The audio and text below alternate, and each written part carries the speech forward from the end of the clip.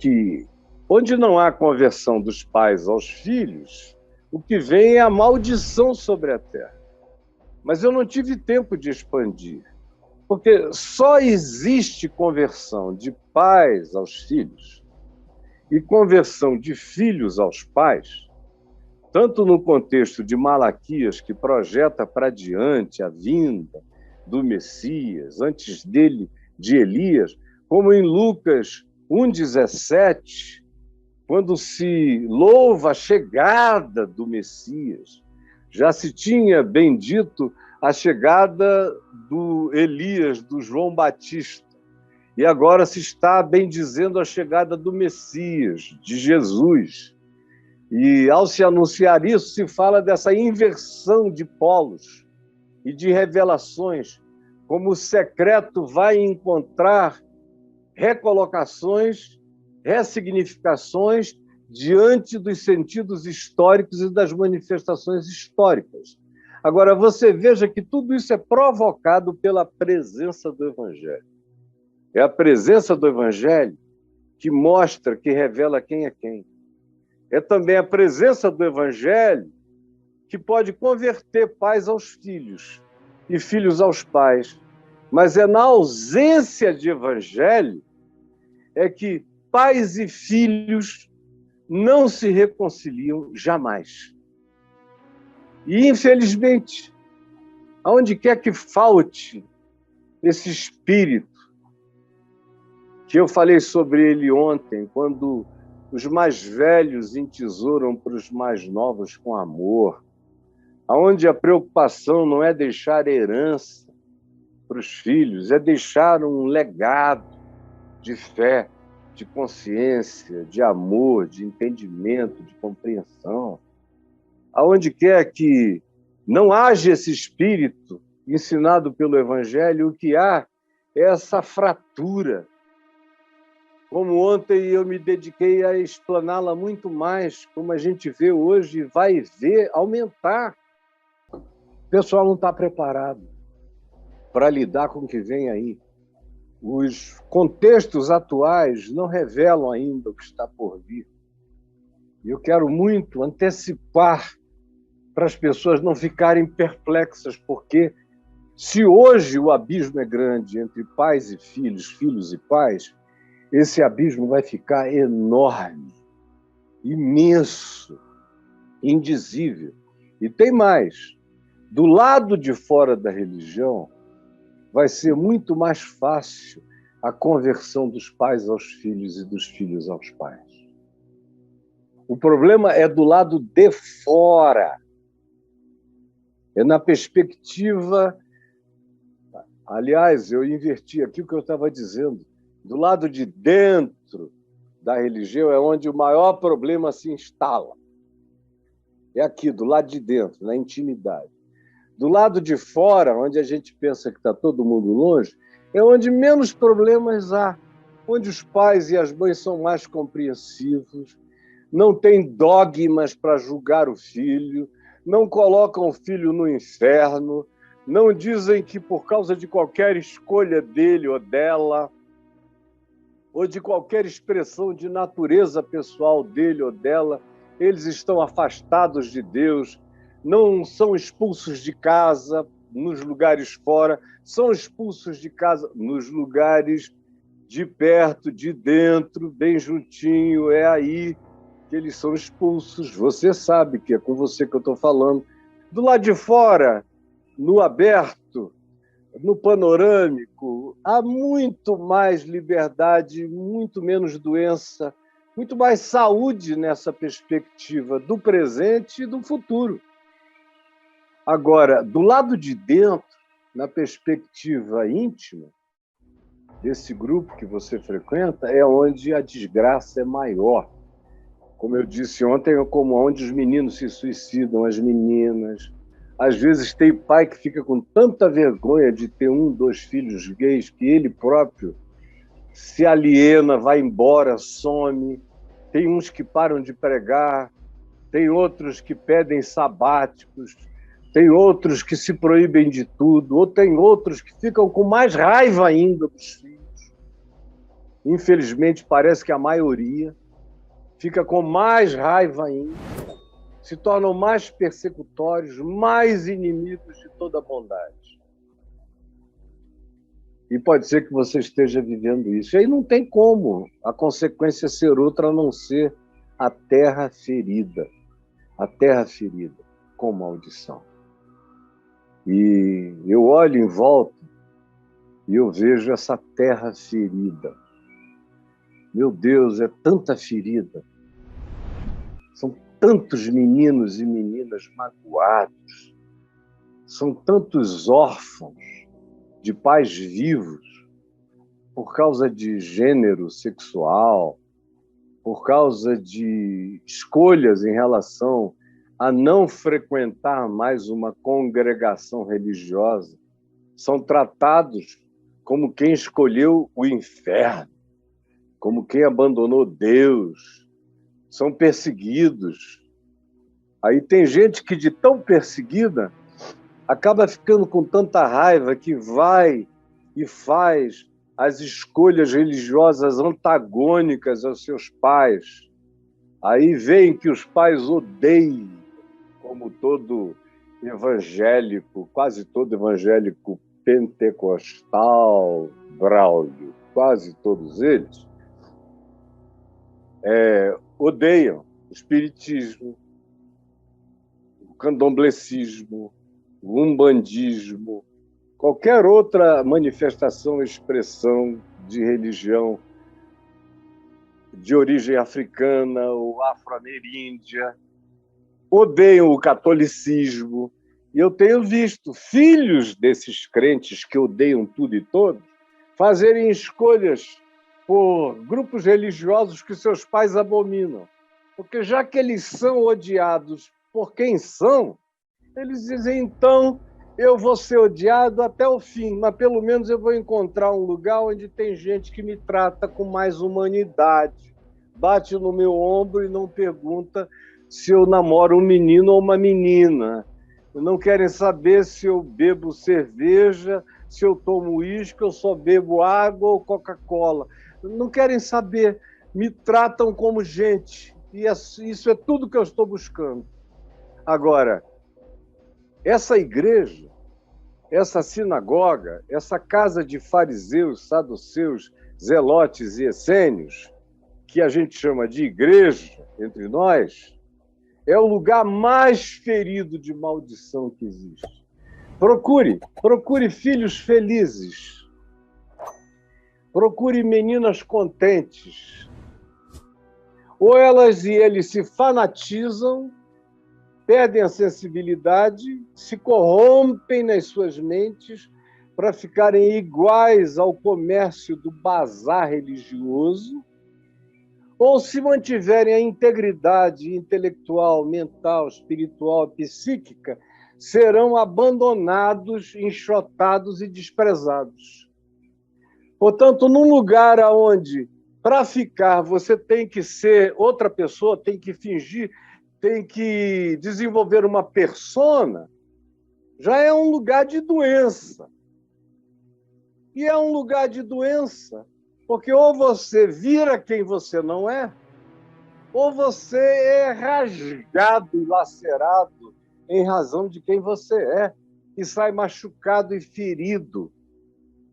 E não há possibilidade de que um país seja um país próspero com esse tipo de antagonismo estabelecido pelas pautas da religião. Você está me ouvindo? Não é possível que um país seja próspero assim, a menos que você considere prosperidade só aquela economia americana.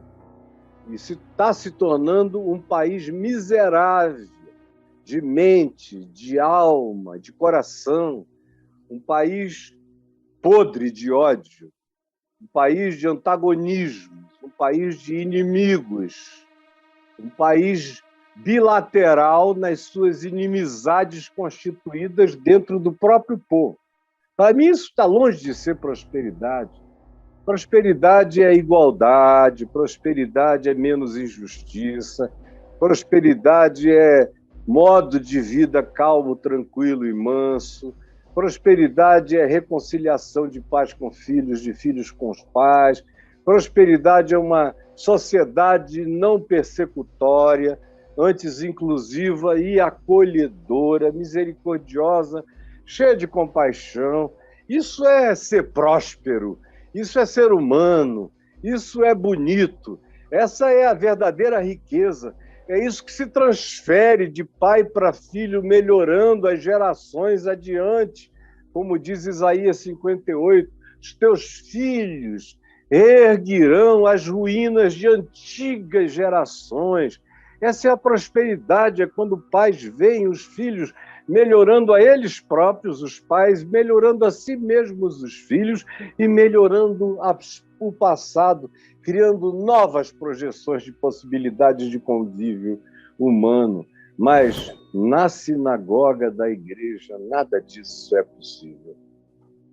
Por isso é o lugar onde as pessoas são mais doentes de mente, de alma, de coração, presas aos dogmas da raiva e do ódio, não sabem como proceder nem o que fazer, e a gente só vai vendo as feridas, e as mortes, e os suicídios, e as esquizofrenias, e as bipolaridades, e os toques, e as manias, e os medos. Eu pequei contra o Espírito Santo. Será que eu estou no inferno?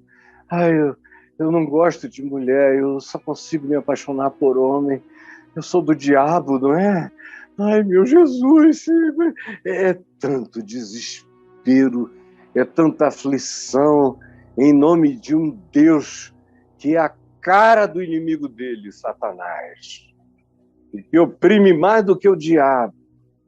E a terra vai sendo marcada, rasgada. São sulcos de morte, são trilhas rasgadas pelo ódio, pelo espírito de separação que vai separando gerações.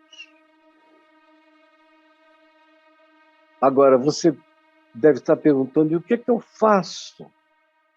Você tem que se voltar e aprender o Evangelho. É só o Evangelho. E não é um milagre assim, levante a mão, receba Jesus hoje. Eu não faço mais isso há muitas décadas. Muitas décadas. Porque engana as pessoas, elas pensam que levantaram as mãos e agora elas são de Jesus porque fizeram assim. Não. Tem que abrir a alma inteira, o coração tem que pulsar do lado de fora.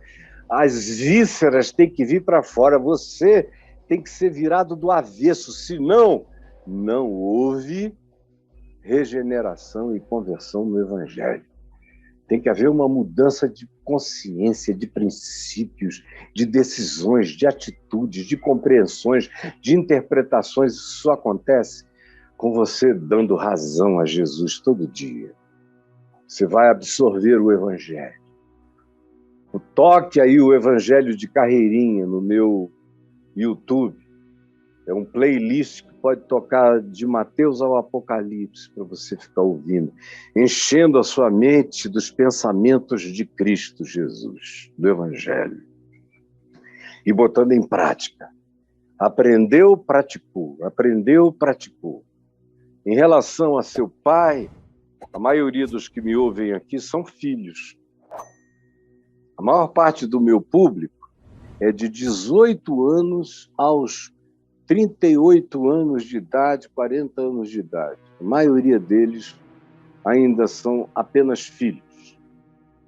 Então, tem mais gente, filha, me ouvindo aqui do que pais, provavelmente.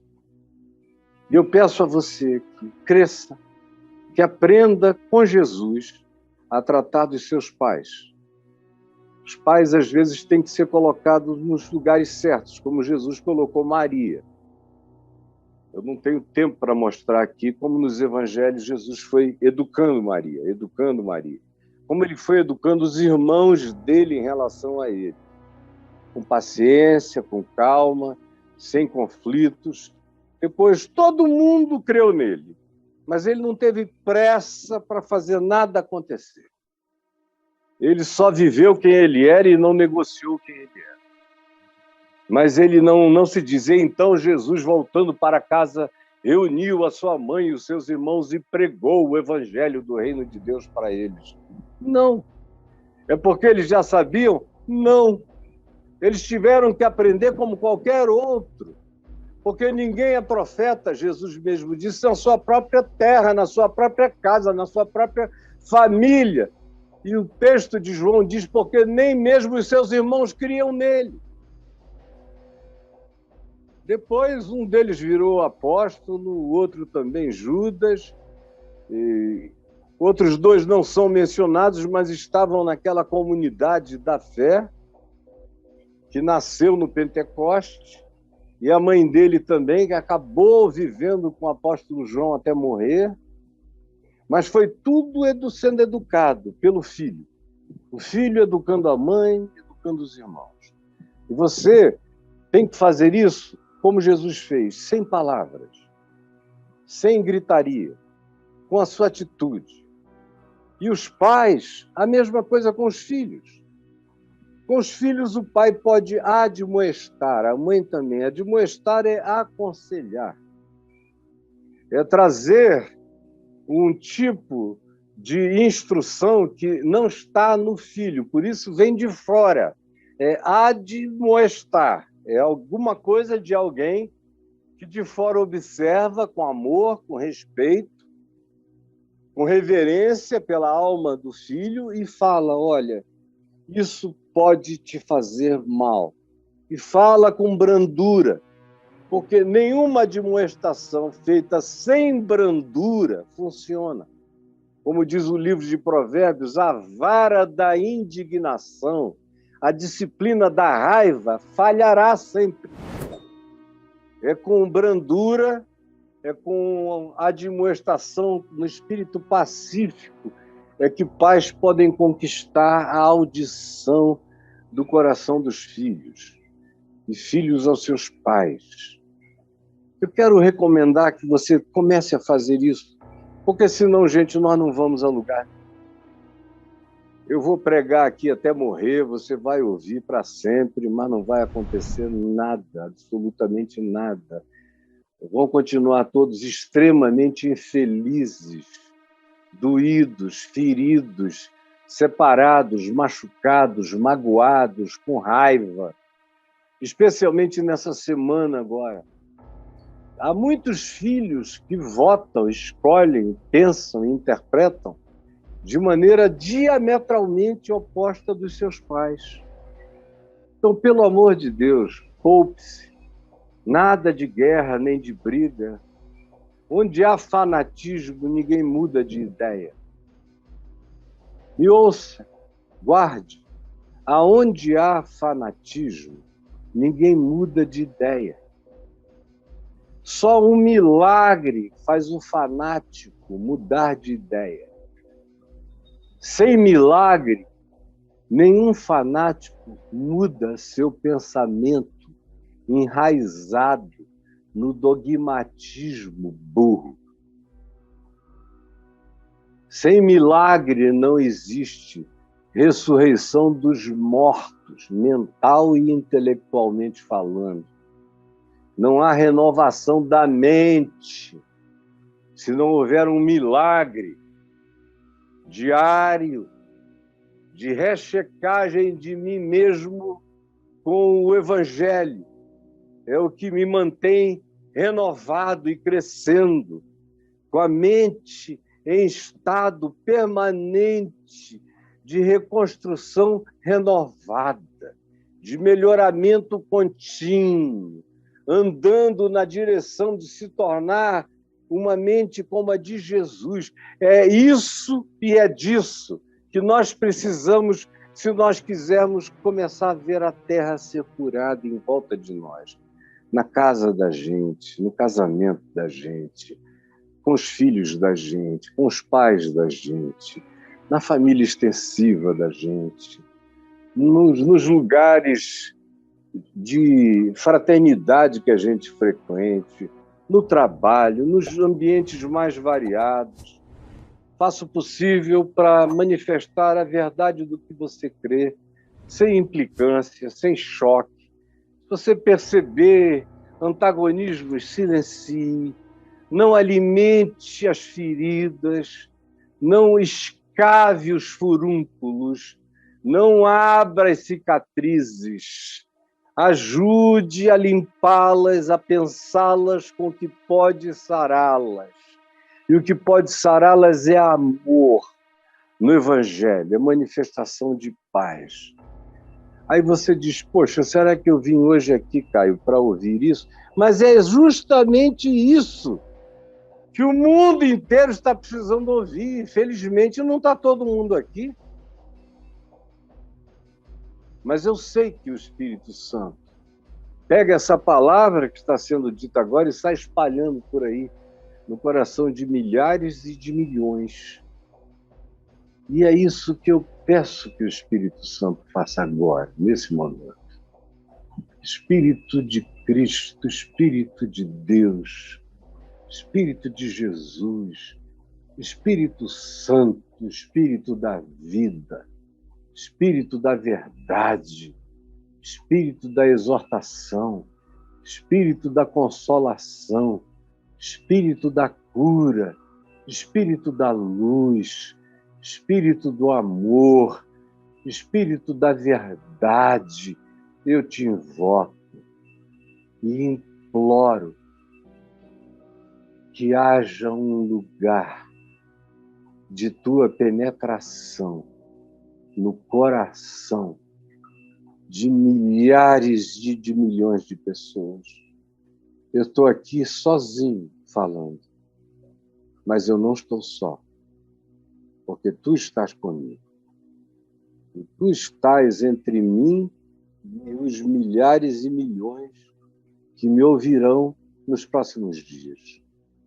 Por favor, realiza milagres, se transformem em vida, em testemunho, em atitude, em sentimento, em pensamento, em interpretação, em comportamento. É o que eu te peço, em nome de Jesus. Amém, amém e amém.